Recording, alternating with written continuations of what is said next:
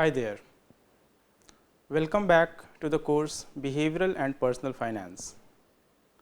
Have you ever lost or have you ever felt to be lost in a crowd of lot of people?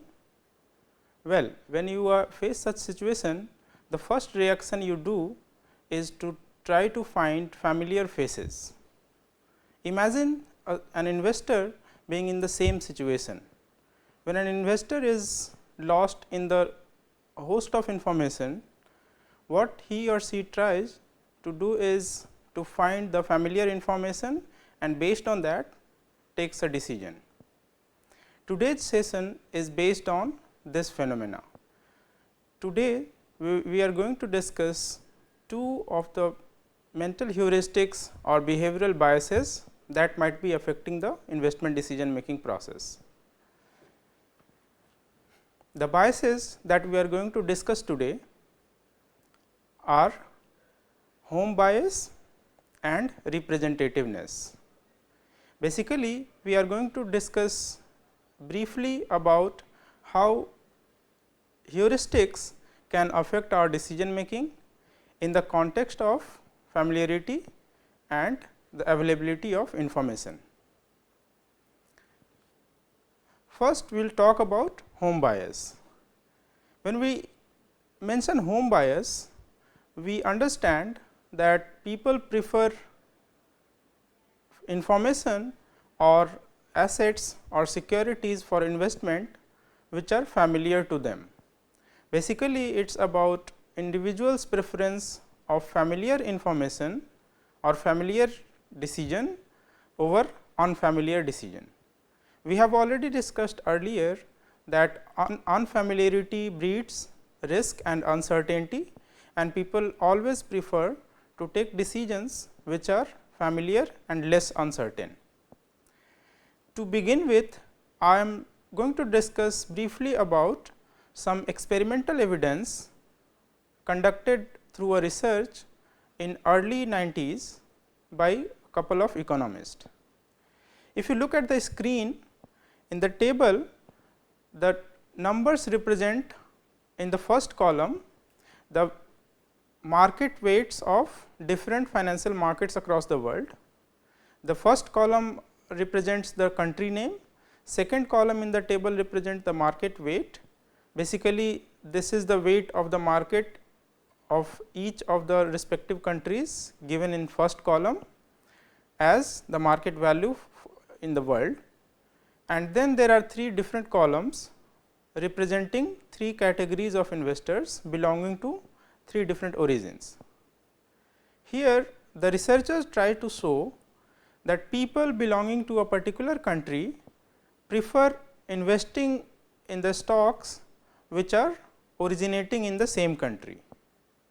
For example, if I am an Indian and I have some spare money to invest, I would like to invest in a company that is Indian, and my investment decision will be biased because of the reason that I am familiar with the company and I prefer this company over other companies which are non-Indian. This particular phenomena is known as home bias. If you look at the table, it shows that US market is value weighted to the extent of 47.8, which is the largest financial market in the world, and about 93.8% of US investors prefer to trade in US markets, which means the remaining 6.2% of investors are coming from non-US origins. Of these, 1.3% is Japanese and 5.9% is UK origin investors. Basically, this indicates that the preference of investors from the home origin over stocks or markets which are there from their non-home country is very significantly high. In the case of Japanese market, you can see that most number of traders are coming from the Japanese origin to the extent of 98.1, and in case of UK also you see 82.0% of market trading is coming from the people or the investors who are UK origin. This is a very interesting phenomena, because this goes against the philosophy of true diversification. When we talk about diversification, if you could recall, we discussed earlier that investors should diversify their investment, in the sense that they should not put all their money in same risk profile of assets, and they should invest in investment avenues which are different from each other in terms of correlation or other relation measures.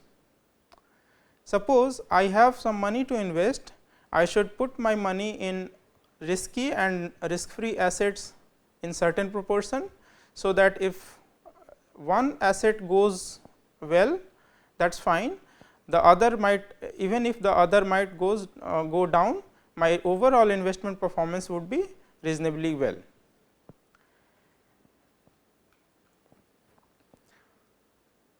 As we have seen through the empirical evidence earlier, people prefer to invest in the securities or the stocks which are coming from their home country, and in the process they somehow exhibit a behavior which goes against the diversification philosophy.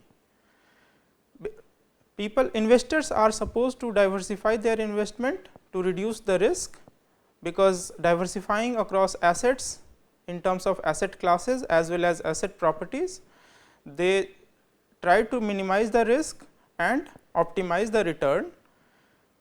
If you try to see the overall correlation characteristic of the markets that we have discussed earlier, US, Japan, UK, Germany and so on, the sample correlation as calculated with respective pairs in 1975 to 1989 was 0.502, and over recent years with a data from 2001 to 2018, the sample correlation was 0.721. It implies that over recent years, the pairwise correlation across different markets have increased, and this indicates that if you diversify your investment across markets, you would probably not get the desired benefit in terms of reducing the risk or optimizing the return. Now, if that is the case, then why do investors prefer home stocks over stocks of non-home country? Basically, there are certain explanations behind this behavioral phenomena. If you look at the behavior of investors, essentially they are optimistic about their local countries or local economies, and that is why they prefer companies or firms which are local over firms which are of foreign origin. For example, if I am going to invest in Indian stock market, I would prefer companies which are Indian, because I am familiar with their businesses and their management, and that is why I am more comfortable investing my money in Indian origin companies. This behavior can also be explained with the help of the belief of investors that was empirically proven by researchers, that investors believe that their home market would beat the next best market to significant extent. What it implies that if I am an Indian investor and you ask me whether I would like to invest in Indian stocks or the stocks of some non-Indian companies, I would prefer Indian stocks over non-Indian stocks, because I believe that during my holding period, Indian stocks and Indian markets would outperform the stocks which are non-Indian origin, and that is basically because of home bias. Another reason of this home bias could possibly be the information asymmetry or behavioral and governance issues, as well as cross border taxations. What information asymmetry means is, as we were discussing earlier, people are more familiar about local companies than companies of non-Indian origin in the Indian context, because they have access to more information about the businesses, the management, the economic environment of the country and other relevant information. That is why they have more information about the companies which are of Indian origin than the companies which are non-Indian origin. This information asymmetry might drive their behavior of preference towards Indian companies for investment purposes. Similarly, they have more information with respect to the governance and other factors such as taxation. It was also shown in some empirical research that in some countries government used to withhold taxes for foreign investors, and that is why foreign investors would prefer to invest in the stocks which are of their home country origin. If we try to extend this discussion further, we could try to understand this home bias phenomena among investors in financial markets with a different context. There are certain qualitative features of markets as well as investors that might explain this behavior of home bias. One of the most prominent factors that might be driving this home bias among investors could be distance, culture and languages. In some research, it was proven that people prefer local stocks because they want to invest intranationally, not internationally. Also, in some other research, it was seen that when annual reports of the companies are published in local language compared to an international language such as English, investors' preference for local companies increases. Similarly, if companies are headed by CEOs of home country origin, investors' preference for such a stock always show significant increase in long to medium run. These examples of cultural, language and distance related factors explain the investors' preference of local companies over non-local companies. Some other examples or factors that might explain this behavior would be informational advantages. What happens in case of mutual fund managers, because mutual fund managers are expected to have more information than the retail or individual investors, and that is why they can use this information to make decisions about asset allocation towards companies which are of home origin, and that explains their home bias behavior. One factor might be observed in terms of overweighting of information which are local and related to local companies over companies which are of non-local origin.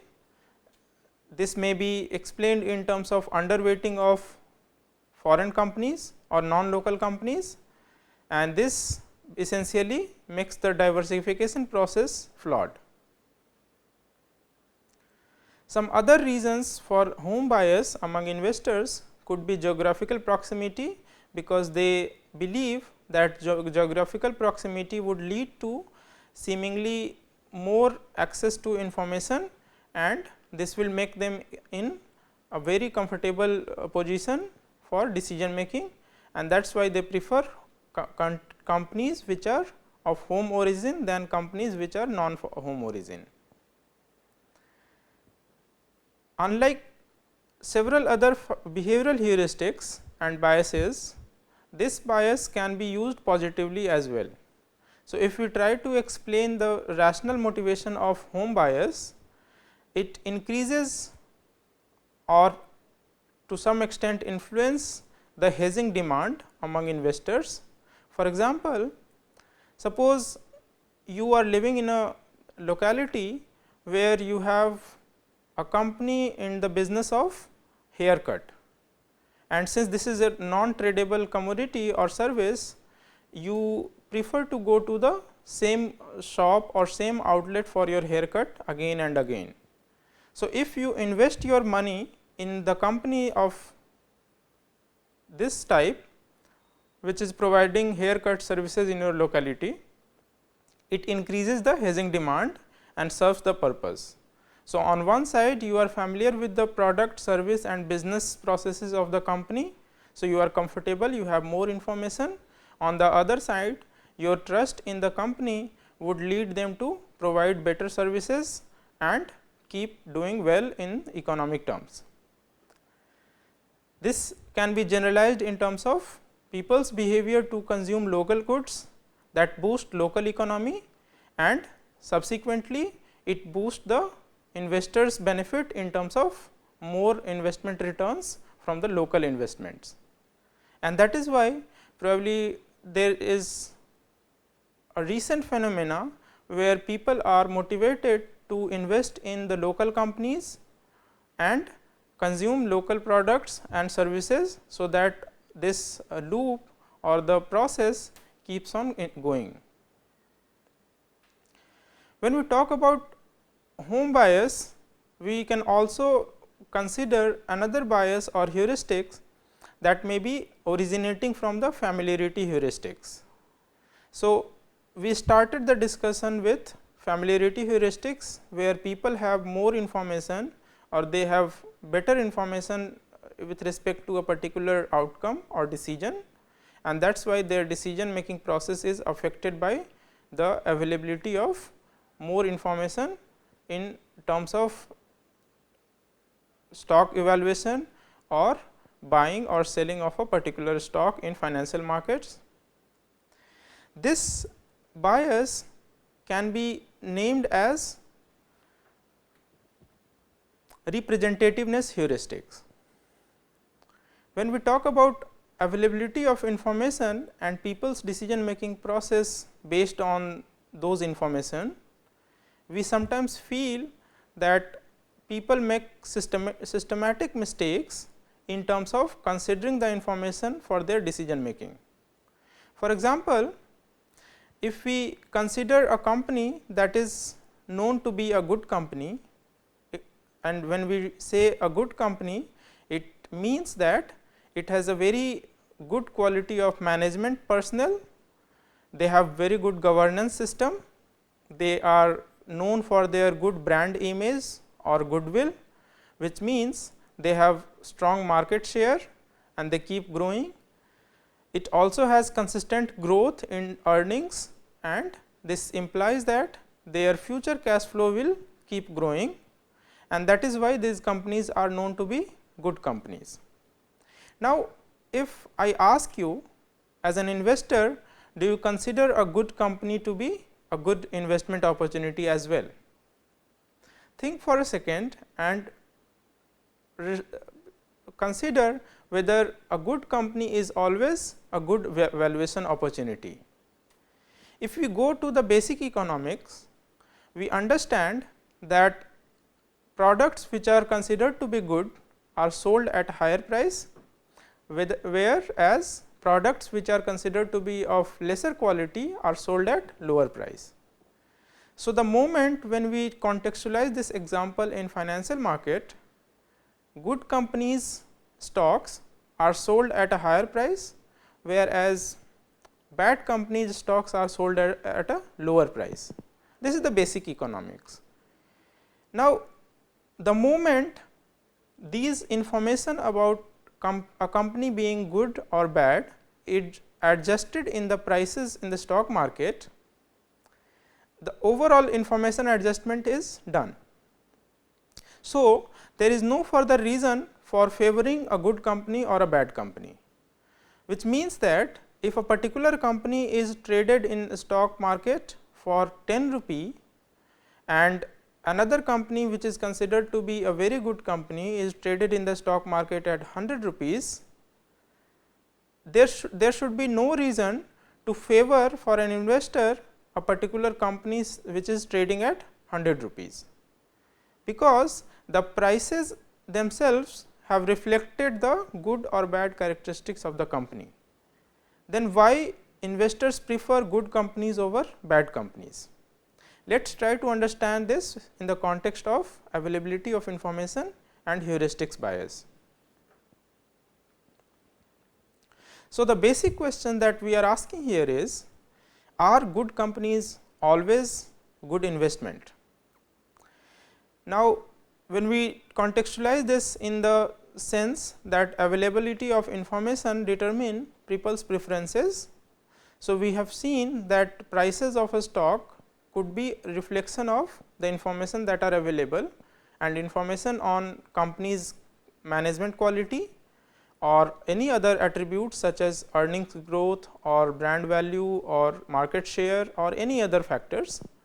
So, these information have already been incorporated in the prices of these stocks, which means that if a company is traded at 5 rupee or 10 rupee for that matter, this 10 rupee valuation has already incorporated all the information pertaining to company's management, market share or earnings growth, and that is why it is traded at 10 rupee, whereas some other company which is considered to be a good company might be trading at 100 rupees because of the same reason, having good management, with better brand image, higher market share or higher growth in earnings and cash flows.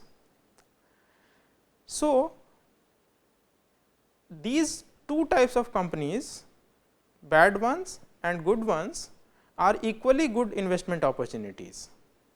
It means that if a company is considered to be bad company because of lower quality or lower attributes, it is being sold at a lower price. So, you are paying a price which is commensurate with the quality of the company.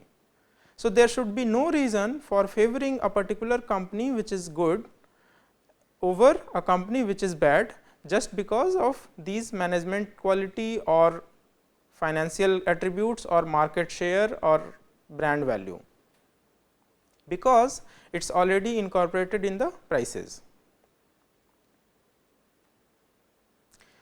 Then the question is, why do some people or some investors prefer good companies over bad companies? So, the reason here is representativeness bias.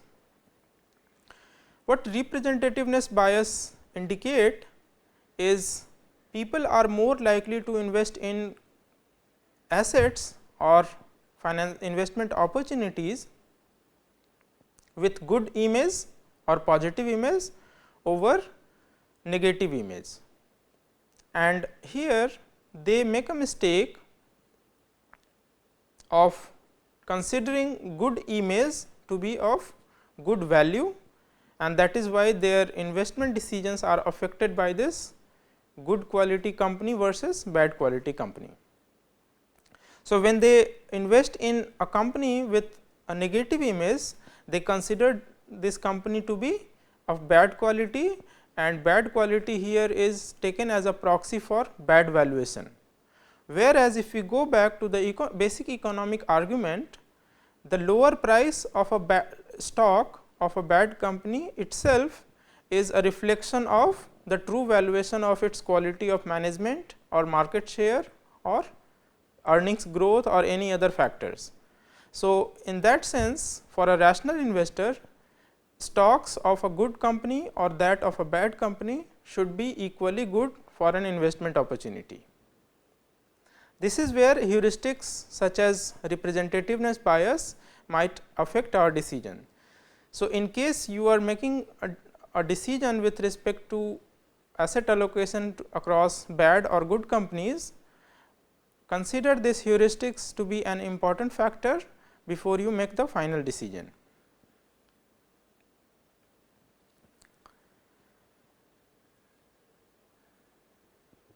Similarly, when we talk about the impact of information availability on financial decision making, we know that the ease of information access determine our choices, and we have also discussed earlier that human beings are affected by their experiences in the past, and if the experience is from the recent past, it is given higher weightage compared to the experience that was experienced in later past. So, people tend to give overweight to recency over the latency, and that is why people's behavior towards choosing a particular asset is dependent on how they had experienced in the recent past, and that experience would explain their financial decision making behavior. This tendency of individuals being affected by their recent experiences or access to the recent information can be seen in the survey conducted by American Association of Individual Investors, where they are surveyed every fortnightly and asked whether they are positive or negative or neutral about the movement of the stock market. And it was observed in some research studies that people tend to be more bullish towards stocks which have been performing really well in the recent past, and that is where they give more weightage to the recent experiences or recent performance of the companies. This phenomena has also been observed and empirically proven among mutual fund investors, where their decision to allocate the funds across different assets is affected by their recent performance. For example, if they had experienced positive performance in certain asset classes, they over allocate their funds to that particular asset class, whereas if they had experienced negative performance in some other asset class, they under allocate to that particular asset class. The reason for this kind of behavior could be explained in terms of information search, which is a very costly affair, because the moment you are overloaded with information, you tend to find shortcuts or heuristics which will help you in decision making, and in the process you rely on the recent information or the information that is coming very easily. Another explanation could be the bounded rationality, because when we are loaded with information, we need to understand and analyze the information appropriately. So, we tend to find shortcuts and heuristics, and that is why we rely on the information that is most easily available and incorporate that information in our decision making. So, in this session we have discussed two major phenomena of investors behavior. We have understood and explained with the help of some examples, where we witness investors preference over companies which are of non-local origin for companies which are local origin, and it is this bias is known as home bias, where investors try to seek comfort zone in terms of investment decision making, and that is why they rely on more information and proximity in terms of geographical proximity or information availability, and prefer companies which are local, and they tend to invest more investment in local companies or homegrown companies. This might lead to people's tendency to find shortcuts for information access, and this may translate into representativeness bias, where people consider one thing to be the other, and in the process they might make systematic mistakes. In the example that we discussed, we highlighted that people might consider good companies to be good investment opportunities, whereas the prices of those good or bad companies have already been incorporated all the information and attributes that is publicly available. So, it is advised to consider this representativeness bias in a positive way when an investor has access to private information, and that is where they can have a better valuation of the investment opportunity. That is all for now. Thank you very much.